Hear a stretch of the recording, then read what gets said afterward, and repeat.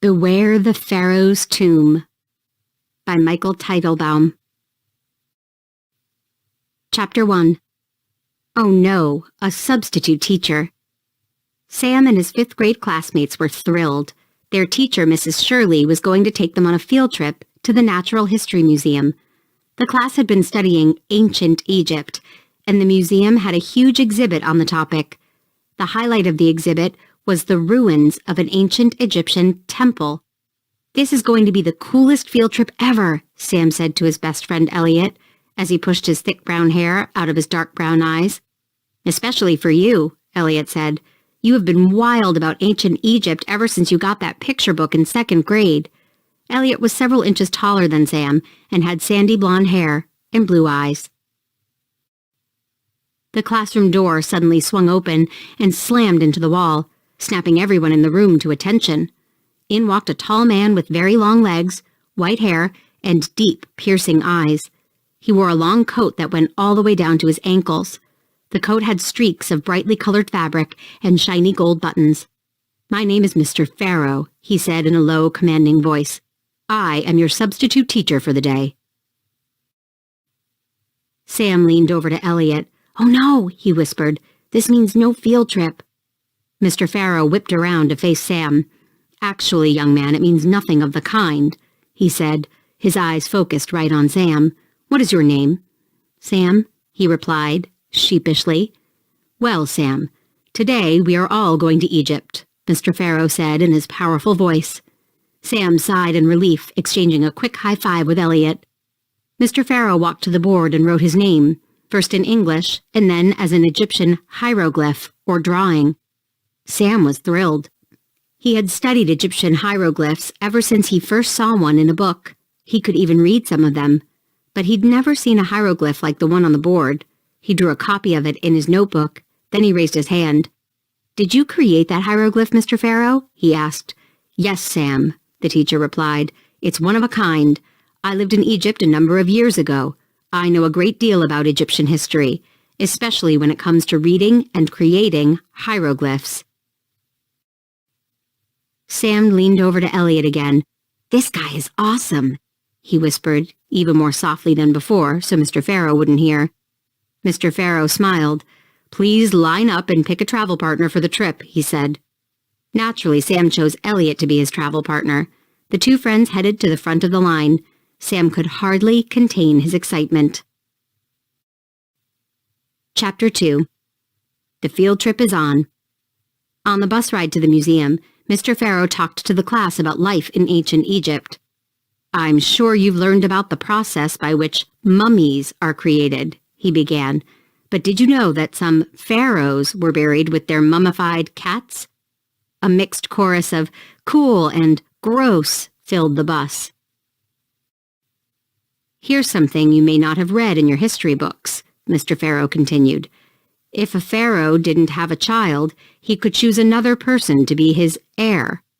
Sam raised his hand. "What was it like being a kid in ancient Egypt?" he asked. "We haven't studied that yet." "Excellent question, Sam," Mr. Pharaoh said. "If the pharaoh had children, they led a life of wealth, waited upon by servants and taught by private tutors. Most other children, however, worked endless hours in the hot sun building pyramids." "I'd hate to be one of those kids," said a girl who was sitting near Sam. Throughout the ride, Sam continued to ask questions. Mr. Pharaoh was an expert in Egyptian history, and Sam was not going to waste this chance to learn all he could. And Mr. Pharaoh seemed impressed by Sam's knowledge and intellectual curiosity. Before Sam knew it, the bus turned into the museum parking lot. His great Egyptian adventure was about to begin. As the students got off the bus, a tour guide named Sarah greeted them. "I want to welcome you to the Natural History Museum," she said. "I understand that your class has been studying ancient Egypt. Well, all I can say is that you are in for a treat. Now, please follow me." Sarah led Mr. Pharaoh and the class into the museum. Sam felt his excitement building as the exhibit came into view. The group stopped at a display of early tools used by Egyptians. Pulling out his notebook, Sam started sketching pictures of some of the tools. "I've only read about these," he said to himself, "but to see the actual tools from that time, Wow. The next exhibit contained a model of a half-built pyramid. It also showed tiny figures hauling large stones toward the unfinished structure. Again, Sam pulled out his notebook. Sam was so busy looking and sketching, he didn't notice that his class had moved on. He was now alone. He looked around but saw no one. Sam wandered down a long, empty hallway. Where am I? He wondered aloud. How am I going to find the class? At the end of the hallway, Sam stepped into a dimly lit room in another part of the museum. He looked up and froze. There stood a man holding an axe over his head. Chapter 3. Trapped. Stop! Sam shrieked, throwing his hands up and backing away. He crashed into a wall and then realized that the man he had seen was just a suit of armor on display. Nice going, Sam, he mumbled to himself. You'd better find the class. He stepped out of the room and felt something grab his shoulder. Ah! Sam screamed. What could it be? A mummy come to life? A poisonous Egyptian snake? It's all right, Sam, said Mr. Pharaoh, holding onto Sam's shoulder. I noticed you weren't with the class, so I went looking for you. I don't want you to miss any more of the tour. Sam exhaled. I'm sorry, he said. Thanks for finding me. Mr. Pharaoh led Sam back to the group, where he met up with Elliot. Where were you? Asked Elliot. I kind of got lost, Sam explained. Please stay with the group, said Sarah. We were concerned. Yeah, concerned that we'd have to miss some of the tour because of you, said a boy in the class, rolling his eyes. Sorry, Sam said again. Sarah and Mr. Pharaoh led the group to the next exhibit. Check this out, said Elliot. He pointed to a sandstone wall covered with Egyptian hieroglyphs. Wow, said Sam, stepping up to the wall. He looked over the various ancient hieroglyphs, trying to see if he could interpret them. Then he pointed to one and gasped. This looks just like the hieroglyph Mr. Pharaoh drew on the board this morning, the one he said he created himself.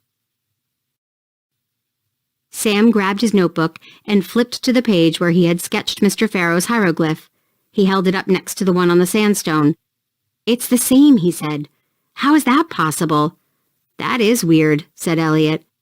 Sam glanced down at his notebook, then back up at the wall. He reached out and touched the hieroglyph on the wall, tracing its lines with his finger. This is really strange, said Sam. This hieroglyph feels warm. He pulled his hand away just as Sarah stepped up to them. Boys, I'm going to have to ask you to keep up with the class, she said. Please come this way. Sam and Elliot followed Sarah into a large room where Mr. Pharaoh and the rest of the class were waiting. This is the Discovery Center, Sarah said. It's the one place where it's okay to look at and touch certain items. Let's begin in the mummy section. Sam entered an area filled with models of mummies in tall open cases. Examples of tools used to create mummies were laid out on nearby tables. He picked up a wooden tool with a curved hook. Do you know what that tool was used for, Sam? Mr. Pharaoh asked. It was used to pull a dead person's brain out of his head through the nose, he replied. Yuck, said several of Sam's classmates. Correct, said Mr. Pharaoh. Next we'll look at what happened to bodies after they were mummified, said Sarah. She led the class over to a raised platform on which sat a reproduction of a sarcophagus. Who wants to experience what it would be like to be inside a sarcophagus? Sarah asked. Not me, exclaimed some students. Elliot's hand shot up. Me, he said. Sarah gestured to the platform. Elliot stepped up and into the open sarcophagus.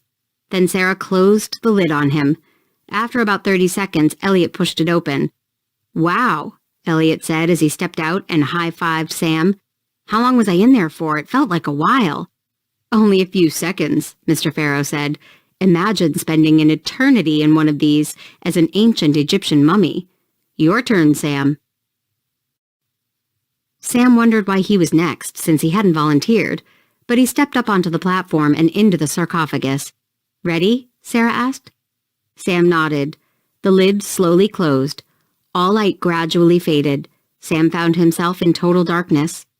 Sam felt strange being inside this box with absolutely no light. The thought of spending forever inside the sarcophagus made him nervous.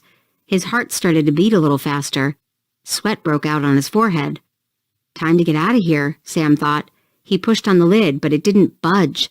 He pushed harder. Still it didn't open. "Hey, let me out of here," Sam shouted. "I'm trapped." Chapter 4. The Great Temple. Sam pounded on the inside of the lid. "Help!" he cried. "Let me out!" He shoved hard but couldn't get it to budge. In his growing panic, he thought of Mr. Pharaoh's words. Imagine spending an eternity in one of these. All of a sudden, the lid popped open. Sam was blinded by a sudden flood of light. Sarah reached in and helped him out of the sarcophagus. "Are you all right?" she asked, helping Sam step off the platform. His eyes adjusted to the light and his heart slowed down.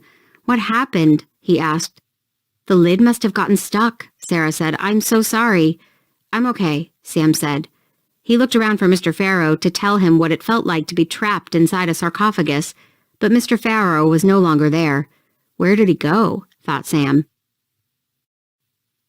"Okay, everyone, it's time for the best part of the tour," said Sarah. "Follow me into the Great Temple, but remember, this is a no-touch area. Look, but please do not touch anything." Sam followed his classmates down a hallway. Once again he lagged behind, pausing to look carefully at every display he passed. He walked by a dark room and spotted Mr. Pharaoh, quietly standing in front of a glass display case. The case contained a full Pharaoh's costume on a mannequin and a sign that read, "Costume of the Pharaoh Menkaura." Sam wanted to rejoin his classmates, but his curiosity got the better of him. He walked up to Mr. Pharaoh. "Mr. Pharaoh," said Sam, wondering why the teacher had stepped away from the tour, "why are you looking at that costume so closely?" "It is somewhat familiar to me, Sam," Mr. Pharaoh replied. "I recall seeing one like it once, a very long time ago. It is a special costume, worn by the Pharaoh only when he chose his heir. It's particularly beautiful, don't you think, Sam?" "Yes, it's really beautiful," said Sam. The costume was made of silken fabric, shining gold, and many jewels. A golden headpiece rested on the mannequin's head. In the center of the headpiece, Sam noticed a hieroglyph. Leaning in close to the display, Sam took a good look at the hieroglyph. His eyes opened wide. Once again he recognized it. It was the symbol Mr. Pharaoh had drawn on the board, the symbol for his name. "Mr. Pharaoh, why is this hieroglyph here?" Sam asked, turning toward the teacher. But Mr. Pharaoh was gone. Sam was standing alone in front of the display. "Mr. Pharaoh?" he called, but got no reply. Sam rushed from the room to catch up to his classmates at the Great Temple. When Sam turned a corner, he spotted some kids from his group entering a room. He caught up to them and stepped into the Great Temple. It felt as if he had been sent back in time. The temple was made of huge stone blocks set on either side of narrow passageways. The walls were covered with carvings, paintings, and hieroglyphic symbols. Sam could hear Sarah's voice coming from down one of the passageways. He hurried along, hoping to join the group before Sarah noticed he was missing again. As Sam walked deeper into the temple, the ceiling got higher, and the passageway was lined with tall stone columns. Sarah's voice grew louder with each step Sam took. He picked up his pace. Then something leaped out from behind a column. Sam screamed. He flung his arms out in front of him, crashing into the wall in the process. "Gotcha!" shouted Elliot, laughing. "You really scared me," said Sam, catching his breath. Footsteps pounded down the stone hallway. Sam and Elliot backed away. "Someone's coming," Sam cried. Sarah appeared, rushing toward them. "I heard a scream," she said, out of breath. "Is everyone all right?" "Yes, sorry," said Elliot. "Just a little joke." "I'll ask you again to please stay with your classmates," said Sarah. "I don't know where your teacher has gone. He should be looking after you." Sarah led the boys into the center of the temple. Chapter 5. A Real Nightmare. Egyptian temples were made up of many chambers, Sarah said. This was the central chamber, where all the temple's priests gathered each morning. But the most special and important chamber in the temple was the inner sanctuary, Sarah continued, gesturing toward a dark hallway.